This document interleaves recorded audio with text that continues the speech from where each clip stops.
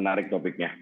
Iya, Mas Frank, ini kan dalam kasus yang baru-baru ini terjadi ya, banyak masyarakat yang mengaku begitu dihubungi oleh orang-orang yang tidak dikenal dan juga diiming-imingi akan mendapatkan komisi ya jika berkenan untuk artinya mengisi review pada Google Maps, lalu nanti bisa dapat tawaran untuk freelance. Nah, mengacu kasus ini tentunya kita ketahui kan artinya partisipasi dari korban yang mengisi review secara sukarela ini juga artinya adalah sukarela begitu ya. Tetapi sayangnya kepercayaan ini kan akhirnya dimanfaatkan oleh oknum-oknum tertentu untuk melakukan penipuan. Nah, bagaimana Anda sendiri melihat kasus seperti ini? Artinya bagaimana posisi dari korban, lalu juga bagaimana posisi dari pelaku penipuan? Oke, jadi sebenarnya eh, masalah ini meng-highlight dua hal yang udah jadi pandemi di Indonesia. Penyakit yang terus-terusan terjadi. Satu, hal untuk membayar mendapatkan kerjaan itu bukan hal yang baru di Indonesia. Jadi itu hal yang sangat lumrah sering terjadi. Dan kedua, pembocoran data pribadi. Kenapa? Itu saya akan bahas. Jadi ada dua angle untuk menjelaskan masalah ini, dari masalah penipuannya dan dari pembocoran data pribadinya. Kalau penipuan, saya rasa ini hanya adalah modus baru aja. Tiap bulan namanya penipu datang dengan modus yang baru lagi. Tetapi kan seperti yang tadi narasumbernya yang publik juga bicara, dia kan mengincar suatu segmen market niche tertentu, yaitu orang-orang lulusan baru, mahasiswa baru yang baru lulus, tidak punya pekerjaan, yang mungkin dia uang-uang tersebut imbalannya bisa dipakai untuk bertahan hidup. Nah, bagaimana cara penipu-penipu ini mendapatkan target marketnya? Mereka sudah punya database data pribadi tersebut. Mereka juga nggak bodoh penipu ini. Penipu ini kan nggak mungkin dia nipu orang-orang yang berduit. Dia nggak mungkin mengincar direksi-direksi Fortune 500 company atau perusahaan-perusahaan kaya gitu loh. Jadi penipuan ini sebenarnya modus baru ya, tapi penipuan ini tidak akan bisa terjadi kalau database di mana data pribadi ada nomor HP dari orang-orang tersebut bisa didapatkan oleh penipu-penipu tersebut. Dan di Indonesia ini sudah rahasia umum. Untuk mendapatkan data pribadi itu sangat gampang. Makanya dibuatlah Undang-Undang Perlindungan Data Pribadi.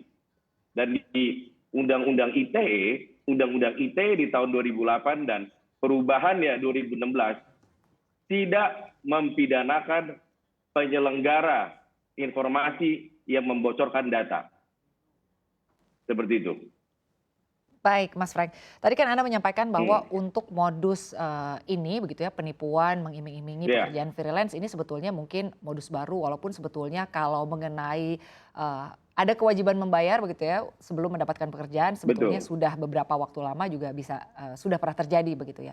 Tapi terkait dengan tadi yang Anda sampaikan bahwa mungkin saja ini karena ada data yang bocor artinya memang sudah terdetek begitu ya, ada artinya lulusan-lulusan baru atau mungkin orang-orang yang memang sedang dalam keadaan jobless begitu. Anda sendiri melihatnya untuk posisi para korban sendiri begitu ya. Tadi kan mereka ini mengiyakan secara sukarela begitu. Artinya bagi para korban ini apakah mereka ini ada peluang untuk bisa mendapatkan dananya kembali ketika mereka artinya sudah terlanjur menyalahkan dananya kepada penipu ini? Ya, jadi untuk mendapatkan datanya kembali, di Indonesia ini mindset yang ada di masyarakat adalah kalau udah jadi korban penipuan investasi, suain aja, let it go. Kenapa? Karena orang Indonesia ini suka malas melapor perkara investasi bodong. Indosuri aja bebas, begitu loh. Jadi mereka melihat yang uang besar aja bebas, gimana yang uang kecil seperti ini. Ini kan nggak mungkin setelah mengisi review, isi di Google atau di aplikasi-aplikasi lainnya, mengisi review restoran, mengisi review lokasi, itu kan nggak mungkin dia dijanjikan 50 juta 100 juta. Kalau 50 juta 100 juta, korbannya pasti langsung tahu ini penipuan. Tapi dikasih harga-harga yang sangat masuk akal. Contohnya tadi 500.000 per 10 review atau per review atau 1 juta 20 restoran, begitu kan. Nah, kalau mereka melapor, biasanya laporan itu baru kena efeknya setelah melapor rame-rame. Sewaktu ada paguyubannya. Masalahnya, kita bedakan investasi bodong seperti ini dengan investasi bodong seperti Indra Kents dan Doni Salman. Kalau mereka benar-benar terjadi penipuan yang jelas, bahwa trading itu kan tidak ada dari awal. Kalau ini kan pekerjaannya pekerjaan real, begitu loh. Mengisi review di Google dan di aplikasi-aplikasi review restoran dan review lokasi itu kan pekerjaan yang sangat real. Dan orang mungkin untuk melaporkan pun atau cerita ke orang, dia merasa, lu bodoh banget sih, kok mau disuruh bayar sebelum dibayar. Jadi pasal pidananya ada. Undang-undang ITE itu memang memberikan pasal untuk korban melaporkan. Tetapi yang terjadi di stigma di masyarakat malas melapor. Apalagi mereka yang jadi target penipuan dari produk-produk ini adalah orang-orang yang setiap harinya sibuk kerja. Kalau investasi-investasi bodong mungkin mereka melaporkan uang-uang tabungannya, uang-uang dingin. Yang mereka punya waktu dan mereka juga mungkin pekerjaannya bukan yang setiap hari bekerja 9 to 5 atau dari jam 9 pagi 9 malam. Tapi yang terjadi sekarang ini bukan apakah bisa melapor. Melapor bisa. Bahkan Barreskrim atau Polda pun atau Polres akan membantu cari pasalnya. Yang terjadi adalah orang malas lapor. Baik, Gitu. baik. Mas Frank, terkait tadi yang Anda sampaikan ini menarik begitu ya, bahwa para korban ini lebih memilih untuk tidak mau melapor karena mungkin malas begitu ya, apakah ini nanti kasusnya akan ditindaklanjuti atau tidak.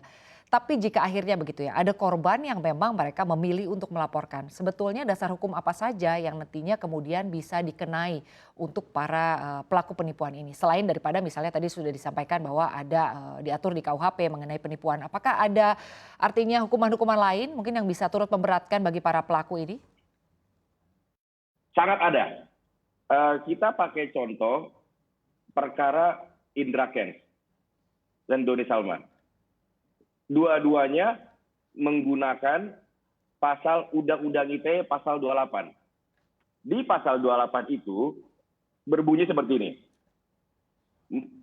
Dengan sengaja menyebarkan berita bohong dan menyesatkan yang mengakibatkan kerugian konsumen. Oke. Di perkara Indra Kents dan Doni Salman, yang terjadi adalah para korban ditipu seakan-akan sedang berinvestasi. Padahal tidak. Ya di sini saya rasa juga pasalnya bisa dipakai. Yaitu para korban ditipu seakan-akan sedang melakukan pekerjaan dengan bujuk rayunya. Belakangan duit itu tidak pernah diberikan, bahkan harus kirim duit dulu.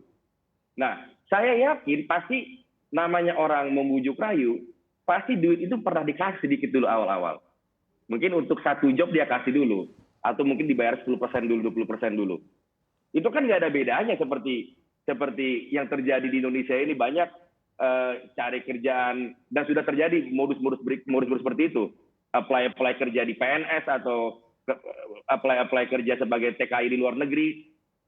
Dia kan pasti kasih duit dulu di depan. Nah itu sudah banyak yang polisi menangkap kan. Ini medianya aja berubah, itu media ITE. Oleh karena itu, karena ada media ITE yang terjadi, undang-undang ITE berlaku.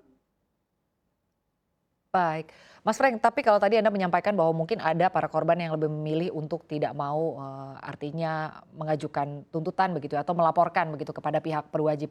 Anda sendiri melihatnya apakah ini juga pada kasus-kasus seperti ini mungkin begitu ya untuk melakukan gugatan secara bersama-sama begitu. Artinya selain daripada untuk menghemat waktu, menghemat biaya, mungkin kasus ini bisa ditindak lanjut lebih serius lagi jika artinya yang melaporkan ini jumlahnya tidak sedikit. Ya, ini hal menarik. Di Indonesia yang terjadi sekarang adalah orang Indonesia tidak takut putusan perdata. Kenapa? Karena melanggar putusan perdata, seperti misalkan di sini korban menggugat penipunya, gugatan perdata di pengadilan, kalau putusan itu tidak dijalankan, tidak ada sanksi pidananya. Sedangkan di luar negeri, bahkan yang terjadi sekarang ini, banyak perusahaan-perusahaan besar IT yang digugat secara perdata. Karena apa? Karena di luar negeri putusan perdata sangat ditakutin. Kalau di Indonesia putusan perdata itu ditakutin, dan apabila melanggar putusan pengadilan perdata itu sanksinya besar, kita nggak perlu lagi nih undang-undang yang baru. Perlindungan data pribadi, undang-undang ITE direvisi, dan undang-undangan lainnya. Dan ini juga berlaku untuk non-ITE. Setiap ada pelanggaran yang korbannya massal, langsung gugat perdata. Dan itu tidak perlu class action yang besar. Saya rasa 10 orang pun atau beberapa orang pun, 1 orang pun menurut saya bisa menggugat untuk dijadikan contoh. Karena yang diperlukan adalah presiden, harus ada orang yang memulai menggugat. Kenapa di Indonesia undang-undang yang memiliki sanksi pidana dibuat terus? Ini untuk menghindari adanya korban-korban yang lebih luas dengan kerugian lebih banyak. Kenapa? Dengan cara apa? Dengan sanksi pidana. Itulah kenapa dibuatlah undang-undang yang memiliki sanksi pidana yang mengikuti dengan kemajuannya berkehidupan sosial. Kalau di luar negeri itu undang-undangnya nggak dibuat-buat terus baru. Undang-undang itu dibuat untuk mengatur, bukan untuk mempidanakan orang. Di Indonesia itu yang terjadi, patternnya sekarang, undang-undang dibuat untuk mempidanakan orang. Kenapa? Karena sudah sering terjadi, penegak hukum mau menindak sesuatu, susah karena dengan alasan undang-undangnya belum ada. Dan itu memang benar terjadi. Jadi dalam suatu hal yang korbannya banyak, yang sering terjadi adalah mempidanakan.